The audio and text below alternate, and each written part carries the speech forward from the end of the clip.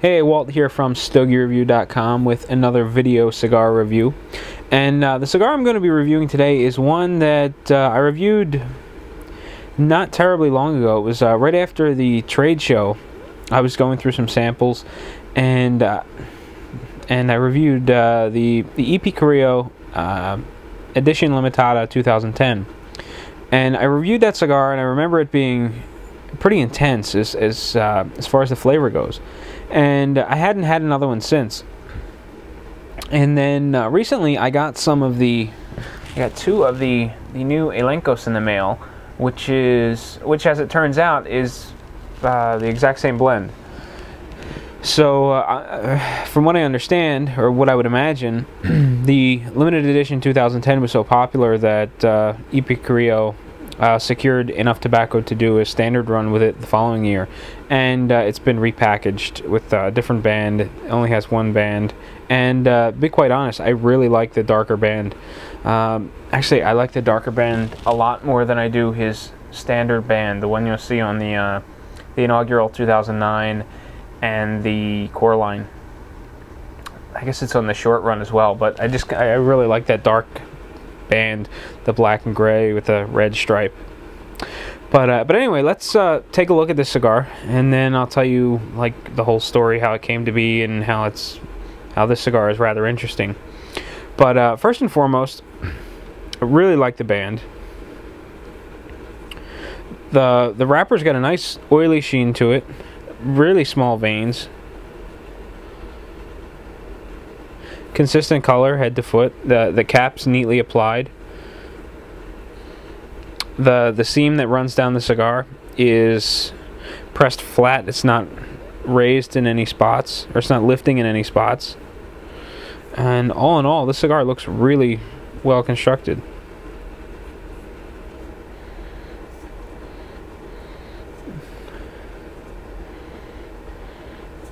It's got like a sort of a raisiny kind of smell on the foot. It feels nice and firm, well packed, and it's got a nice weight to it. You know, it feels as though there's a lot of tobacco in here. So, with the preliminary stuff out of the way, I'm gonna go ahead and clip this cigar, check the draw, and then sort of launch into my not really so important story.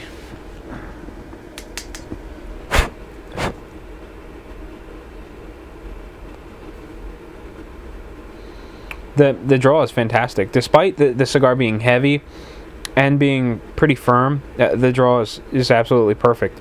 There's just a little bit of resistance there, but if this is any indication of how it's going to smoke, I'm going to get lots and lots of smoke, and it should be very free-flowing.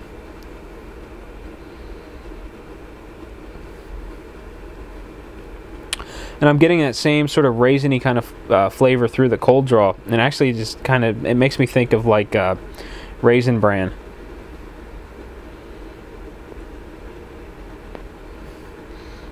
Where it's got sort of that bran kind of flavor that you get in the flakes, and it's got that raisiny kind of sweetness.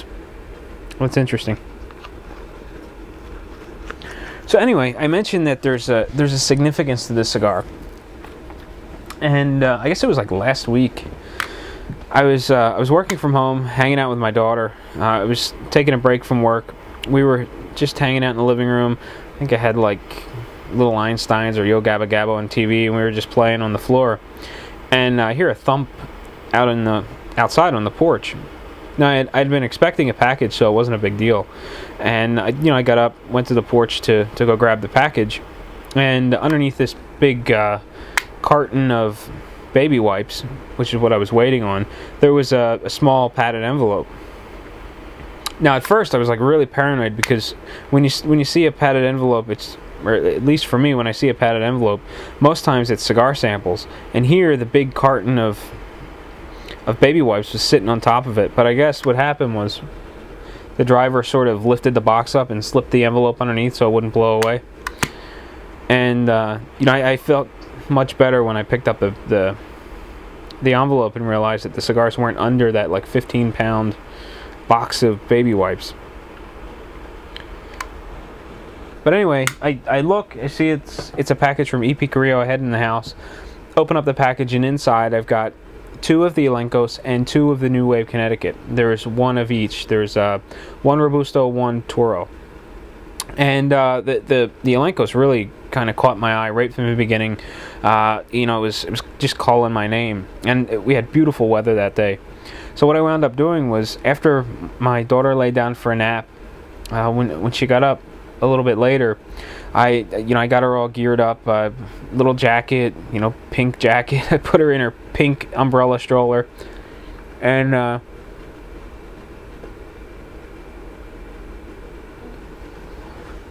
we went for a walk, and I took along an Elencos, the Robusto, with me.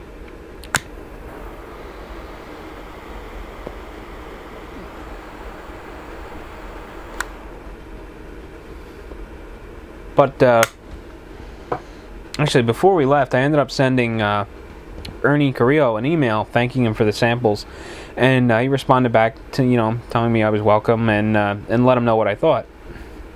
So when I left the house, I took an Elencos Robusto with me. So me and my daughter are walking along, and I fired up the cigar, took lots of pictures with my phone, and just sort of started tweeting my thoughts of the stick as I was walking. And when I got back, I sort of summarized all those tweets, and I sent Ernie an email, you know, explaining my thoughts. And you know, I had mentioned to him, I said, you know, this cigar is rather mild. It's got a lot of delicate flavors. You know, it was really good, really dynamic cigar, interesting flavors. But you know, it's a bit too mild for my taste. It's not something that I would look out and purchase. And he says to me, he says, you know, I was reading all your tweets, and I saw that you made mention that the draw was kind of stiff and you weren't getting a lot of smoke volume. He said, you know, I wonder if that's what caused the mildness, because what you smoked was actually it's just the rebanded edition limitada 2010. He said, and I remember seeing that video, and you said that it was pretty intense. And of course, it prompted another response from me saying, you know, wow, that's really interesting, because I mean, the cigars were night and day. The limited edition 2010 was like intense. It was actually a bit much for me. And here I am smoking this Elencos, and you know, it's super mild, delicate flavors, just you know, total opposite end of the spectrum. And you know, he said, you know, smoke the larger cigar, see if that has a draw that's more free, and you know, I'd be interested to hear your thoughts. So here we are, and already this cigar has started with a bang. It's much more intense than that original Elencos that I smoked, and the draw is just fantastic. Lots of dense smoke, easy to get through, easy to pass through the sinuses. It's got a nice spicy component to it.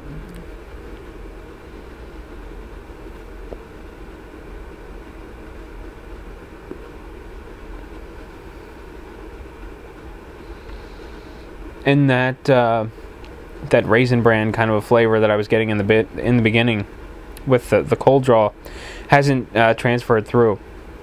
This is more of a dry, kind of woody flavor with maybe like kind of a dried cherry kind of a tartness going on.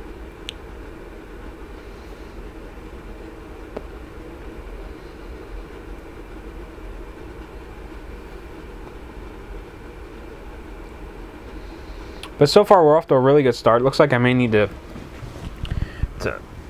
help the burn along on one side, which is probably completely my fault. I got it like half lit, and then I started talking too much, and it kind of went out. And then, you know, while you were watching me. But anyway, that is the introduction to this video. This is probably going to get kind of long, unless I run out of things to talk about and sort of whisk my way through it. But, you know, we'll just see what happens. So sit tight, and I will be right back, and we'll take a look at the first third of my EP Carrillo Elencos. Alright, well, I'm back plugging along on my EP Carrillo Elencos. And as you can see, I've got a little bit of flowering going on in the ash. And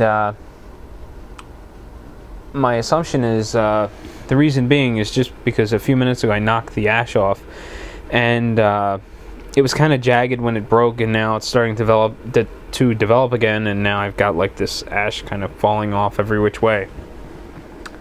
When I did ash the cigar, I had a real nice long ash. It was compacted.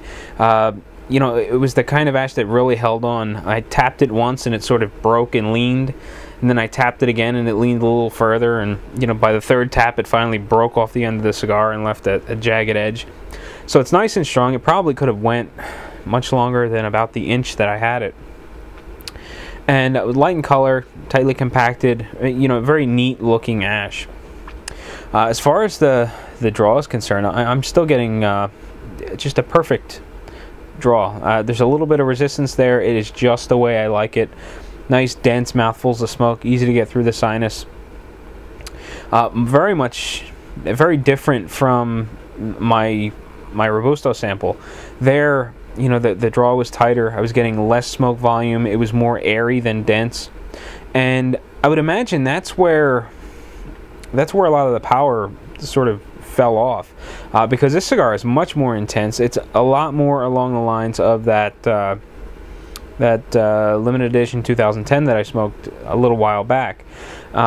It doesn't seem quite as potent as that one. So this is somewhere kind of in the middle, although it is much, you know, it's way further up the body and flavor scale than the one I had just the other week. And you know, one of the interesting flavors about that other cigar is I was getting a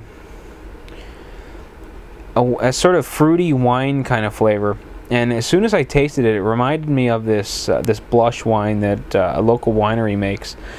It's the only real wine that I like that comes out of that winery, and yeah, I used to get it around Christmas time and things like that, and it reminds me of that. That other cigar had that mild fruitiness, and you know, it just brought to mind that blush wine.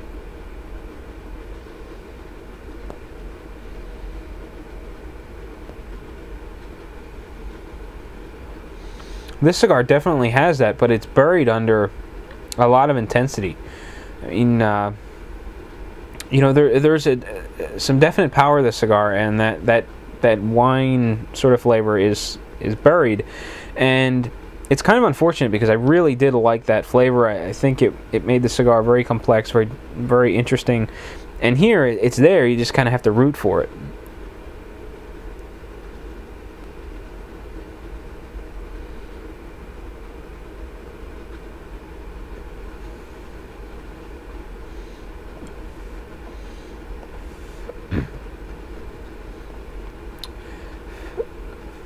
Through the sinus, I'm getting more of a leathery flavor. It's got kind of a chalky texture, and there's like a nutty, woody kind of flavor that I'm getting as well. It makes for a very interesting cigar. It's kind of intense going through the sinuses. That's why there was a delayed pause. I was waiting for my eyes to start watering. My nose was burning, but I really do appreciate that sort of punch in the face every now and again that you get from a really potent cigar through the sinus. I've developed a bad habit of retrohaling like 90% of the time, and what happens is I sort of grown numb to that, I don't know, that mild burning sensation, that power that comes through. And I really don't get that with very many cigars. And when it does come through, I kind of like it because it's a little different. It's not something that I get all the time. It's not that I don't get the flavors anymore. I just don't get that punch. And in this case, I'm getting that punch through the sinus. But it's burning well. It's performing well. I'm enjoying it. And actually, I'm enjoying it more than I remember that other limited edition 2010. I think that the last sample that was really sort of subdued was more interesting because you kind of had to root for the flavors a little more. There wasn't that intensity laying on top of them. But even with this cigar being much more powerful or much more intense, I'm enjoying it. And I'm looking forward to smoking some more. So sit tight and I'll be right back again. Well, I'm back, and as you can see, since the ash has been developing a little bit, I've got a much more compacted shape, completely different from that bit of flaking and flowering you saw last time. And the burn line, it's swelled a little bit, where it kind of looks swollen, just around the burn line. It's fairly thin. It's nice and dark. It's pretty even, and all in all, the cigar is burning wonderfully. I'm getting a nice mouthful of smoke with each puff. Really dense, coats the palate well. I would say the body is probably on the low end of full, and when I say that, I mean that it's coating the palate and it's giving me a mouthfeel that I think is full, but it's not lingering a long time. It doesn't feel like higher up the full spectrum. Now the flavor intensity, or the flavor level, I think is way up on that full spectrum. It just hammers the palate, and it just produces a really intense flavor. The flavors that I'm getting out of it aren't much different from the previous third. I mean, there's like a woody, nutty kind of a flavor. There's sort of like a dry cherry, kind of a tart flavor that lingers in the background.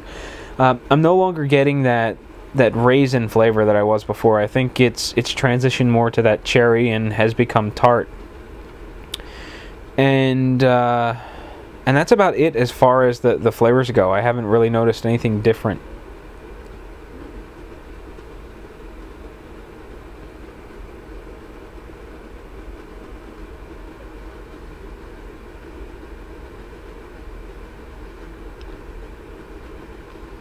Now, I had mentioned before that the finish had sort of a chalky texture, and now it's reminding me more of like charcoal. It's got a darker kind of element to it, and it still has that sort of chalky texture, which is why I'm thinking charcoal. It's both chalky and kind of bitter. So it doesn't linger really long on the palate. Like after that last puff, it's sort of gone now. The flavor and body are kind of hammering my palate. I'm feeling kind of weary. This is the type of cigar when I finish it, I'll probably be done. And even if this were earlier in the day and I were intending on smoking cigars later, I would take a break between this cigar and the next one. There's some cigars where I can just smoke them. I can smoke cigars back to back. If I'm sitting at a cigar shop, I can do 4, with like 10-15 minutes between cigars, and it's not a big deal. With a cigar like this, I don't know that I could go from this one to another cigar in such a short period of time. I would need to, kind of sip on some water and maybe give myself an hour and a half to sort of rejuvenate the palate, so to speak. But I am enjoying it, even though it is a bit intense. It's much more like the Edition Limitada 2010 sample that I had, as opposed to the recent Elencos sample that was much different. I mean, even though I like the intensity and the power in this cigar, I was kind of fond of the one that didn't perform properly, because it just seemed more of a finesse cigar and less of a powerhouse. And I like those from time to time. It's not something I would have picked up, frequently, because it's really not my style. I like this type of cigar as a more repetitive stick. It's something that I would smoke more often than that milder cigar. But I do kind of have a fond place in my heart for those milder cigars, and I thought that was really interesting, and it's a shame, because I'm thinking back fondly of this other sample that I really did enjoy, but it was kind of a fluke. It wasn't supposed to be what it was, and it was a direct result of the draw being tight, the smoke volume being the smoke volume being less and less dense. It was kind of airy, and that resulted in the experience that I got, which I really didn't mind. But I'm enjoying this cigar nonetheless, even though I am thinking fondly of that other cigar. But that's the second third. I'll be back one more time. We'll take a look at the last third, wrap up the video, and with any kind of luck, this will be posted on Friday morning and not Friday evening. So cross your fingers and we'll see what happens. Sit tight. Well, it's about time to wrap up my Carrillo Elencos, and as you can see, it's still burning very, very well. The ash is holding on nice and strong, nice compacted shape, no flaking going on. The draw is still fantastic, lots of dense smoke, easy to get through the sinus, and coats the palate really well. Still what I would consider low end of full as far as the body is concerned. Very full in terms of flavor intensity. The finish is more or less the same. It still has that sort of a chalky texture with kind of like a charcoal kind of aftertaste. It's not displeasing. It's kind of interesting. You know, it's not something I get out of a lot of cigars, and I really don't mind it. In terms of flavors, they're more or less the same. I'm getting like a dried cherry, kind of a tart flavor in the background.